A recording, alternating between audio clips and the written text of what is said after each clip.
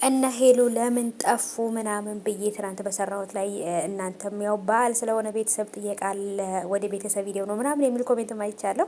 እውነት ግን ላይቭ ላይ ራሱ ይገቡ ነበር ማለት ነው። አንዳቸውም ላይቭ እየገቡ አይደለም። ይህን ሰሞን ሄሉ ራሱ ላይቭ እየገባች አይደለም እና ለዛ በጣም ተጨንቄ ነበር። ግን ደግሞ የኔ ውድ ሄሉዬ ማለት ነው የኔ ቆንጆ ሌላ ነገር ይዤላችሁ መጥቻለሁ። እንደምታዩት እንግዲህ ፏፈሽ ብላ ማለት ነው የኔ ውድ እና በነገራችን ላይ በቃ የሆነ የለመዳችሁት ሰው እንደዚህ ሲጠፋ ምን ሲል የሆነ በቃ አይደለ የሆነ እንደ ቤተሰብ ነው የምንተያየው ምናምን ታውቃላችሁ።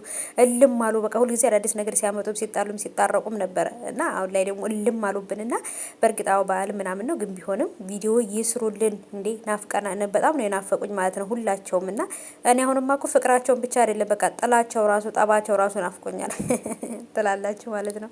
እና ሄሉዬ እኔ ፍልቅልቅ ዋናው ነገር ሰላም ሆኗ ነው። ግን ባለችበት እንደ ባለፈው እነ ሉሌ የሰሩት ነገር ስለነበረ በዛ ምክንያት ትንሽ ደግሞ ስትረስ ውስጥ ሆና ከሆነ ብዬ ነበረ።